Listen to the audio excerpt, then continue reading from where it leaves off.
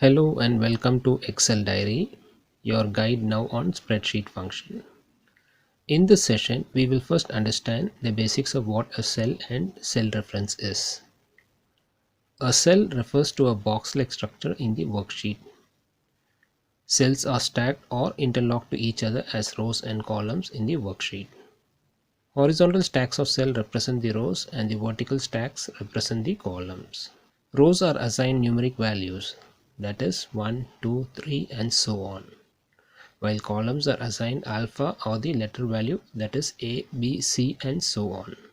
Hence, a cell is located by the alphanumeric values as A1, FB20, ZZ300 and so on as the case may be. And it is this location of a cell in the worksheet is what we refer to as cell reference. In cell reference, it is always the alpha value that is represented first, followed by the numeric value. Before we move on to other functions, let us understand the use of formula text as a function. Formula text function basically displays formula entered in a cell that we are referencing. The displayed formula is in a text string format. Formula text function is best understood when we look into the following scenarios. In this workbook, I have listed different scenarios that will give us a clear picture how a formula text functions and behaves. The formula bar is another area that displays formula of a selected cell. Now in this worksheet, I have tabulated different scenarios. Let's take the scenario 1. Here I have entered a numeric value 5 and 3 in two different cells, and I have calculated the sum of 5 and 3 in this cell using the plus formula. Now to derive the formula from this cell reference, I am using the formula text function. I will take the reference of C2, enter, and the formula displayed is B2 plus B3. The formula used is the formula text displayed in the formula bar, but the output that we see is the formula used in cell C2. Let us examine scenarios 2, 3, 4 and 5. In scenario 2, the data entered in B5 is a text string. The data entered is function. And in C5, there is no formula entered. It is left as a blank cell, an empty cell. Now, when I give a formula text to reference C5, the output that I get with reference to C5 is a hash n/a, which refers to as not available or no value. Because the formula is left blank, it has thrown this output. Now in scenario 3, instead of entering a text string, I am entering a numeric value. Here it is 9 in B6 and I have not entered any formula in C6. Now when I try to capture the formula that is in C6,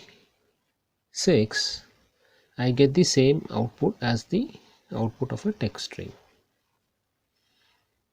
So if a formula is not captured in any given cell and we try to capture the value of the formula using the formula text display, we will get the non-available output. In scenarios 4 and 5, we will input a text string function in cell B7 and an alphanumeric string in cell B8. To these cell references, we will apply the function equal to in cell C7 and C8 respectively in the formula column. The resultant output will be the data that we have inputted in B7 and cell B8 respectively. Let's apply the formula text to cell C7 and cell C8 and let's see how the formula text is displayed. When we start applying this formula to the reference cell, the resultant output is the formula that is available or inputted in cell C7 and C8 as is the case. Let us see how a formula text behaves with reference to a cell that can be from any worksheets of the same workbook or any worksheets of any workbook, provided the workbook that we are referencing should be an open workbook. Scenarios 6 and 7, the data column B10 and B11 will be an empty cell. The formula associated with scenario C6 will be with reference to the workbook that we are working, but with another sheet, that is sheet 1. And in sheet 1, the data that is captured in D4 is sheet 1 and this data is captured in C10 of the formula text worksheet. To this, when we enter the formula text, the resultant output would be sheet 1 D4.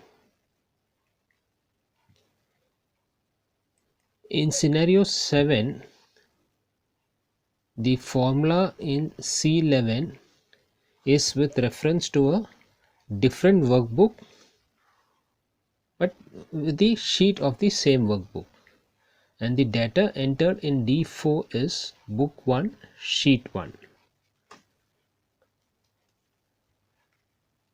To this, when we add a formula text, the resultant output would be book 1 sheet 1 D4.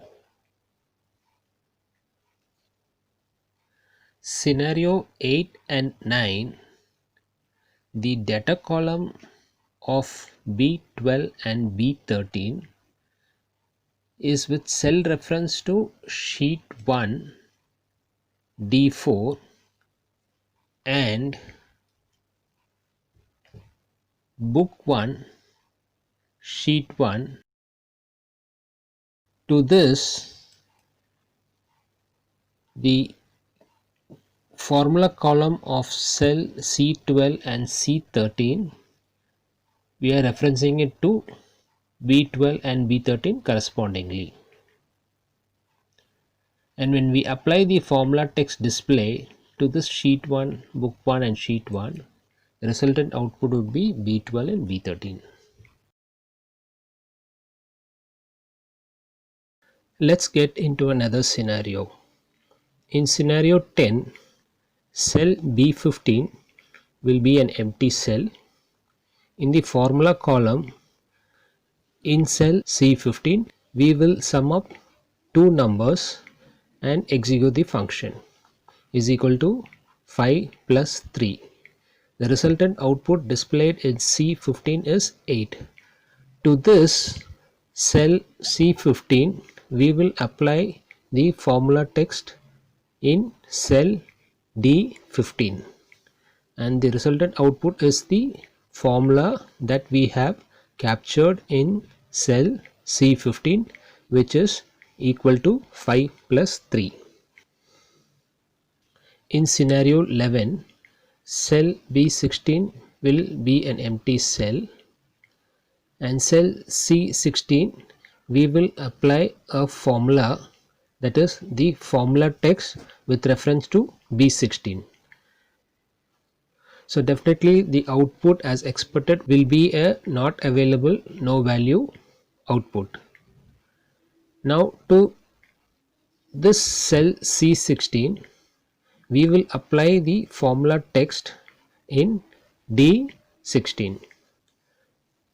The resultant output would be a formula text B16, which is the formula that we have entered in cell C16.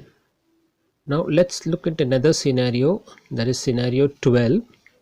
In scenario 12, cell B17 in the data column, we will apply the formula text is equal to formula text B17. We are referencing the same cell where a formula text is being applied.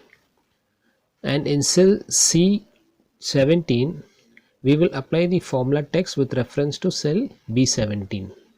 And the resultant output would be is equal to formula text B17.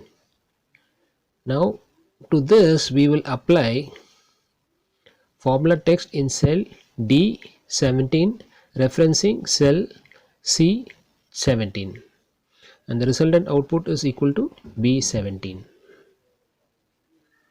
In scenario 13, cell B18 will be an empty cell, and in the formula column cell C18 we will enter the formula text with reference to the same cell C18, that is equal to formula text C18, and to this cell we will apply the formula text in D18.